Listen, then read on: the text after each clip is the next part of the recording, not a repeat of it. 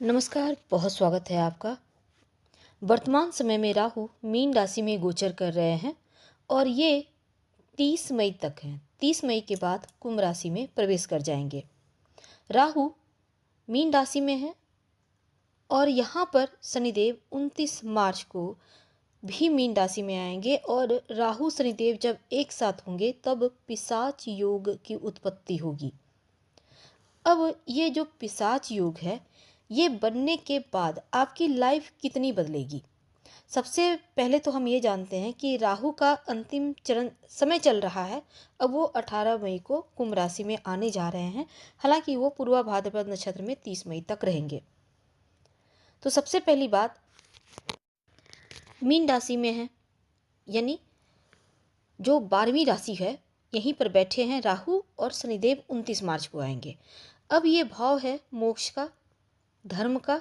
मनुष्य के जीवन में सात्विक स्थान भी यहीं पे है, इन्हीं से देखा जाता है। दार्शनिक व्यवहार, आपका व्यक्तित्व भी ये स्थान दिखाता है।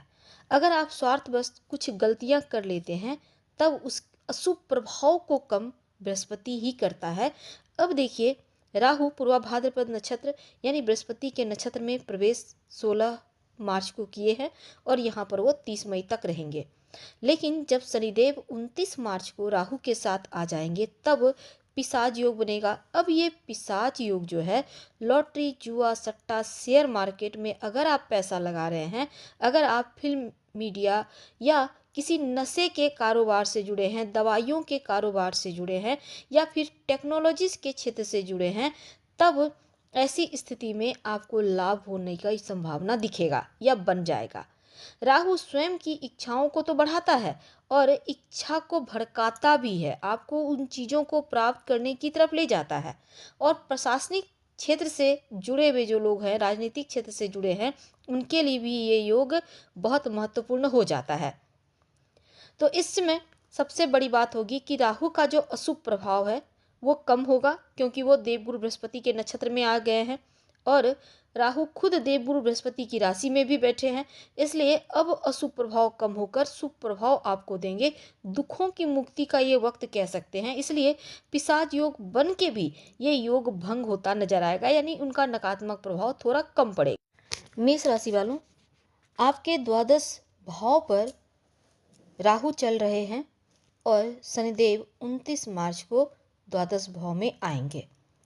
बेवजह के कर्ज में अगर आप फंसे हैं, अगर आप विदेश जाना चाहते हैं लेकिन जा नहीं पा रहे, तब इससे बचाएंगे शनिदेव और राहु का 50 योग।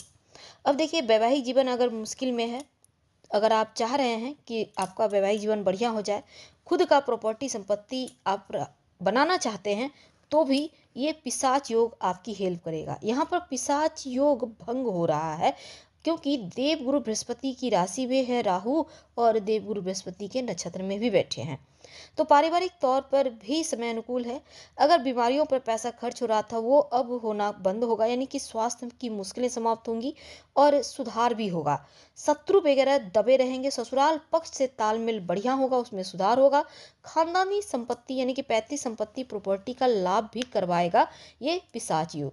वैसे तो अगर आप ट्रांसफर पोस्टिंग के रास्ते में आप उलझे हुए थे तो अब वो रास्ते भी खुलेंगे और विदेश में अगर आप जाकर पढ़ाई करना चाहते हैं, जॉब करने चाहते हैं, आप घूमने जाना चाहते हैं, वीजा, पासपोर्ट, ग्रीन कार्ड वगैरह को लेकर कोई परेशानी थी, वो भी अब समाप्त होगा। और इस समय एक और चीज़ है कि अभी जो 2.5 साल से आपकी जीवन में बहुत मुश्किल थी, रिश्तों में दूरियां थी, अब वो सॉर्ट आउट होता दिखेगा।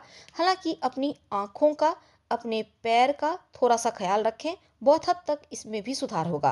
प्रॉपर्टी के काम से जुड़े हैं तो आपको ज़बरदस्त फायदा देता दिखेगा। प्रॉपर्टी संपत्ति अगर कोई बिक नहीं पा रहा था तो वो अभी अच्छे दाम पर बिक भी जाएगा और आपको लाभ भी होगा। हालांकि स्वास्थ्य ठीक रहेगा। माँ से संपत्ति प्राप्ति के योग बनेंगे, नए अवसर मिलेंगे। और अगर आप शिव जी की आराधना करें, उनको जल अर्पित करें नियमित रूप से, तो आपके लिए सर्वोत्तम होगा। हम आपसे विदा लेते हैं। जानकारी अच्छी लगे तो लाइक कर, सब्सक्राइब करें, शेयर करें, कमेंट करें। धन्यवाद।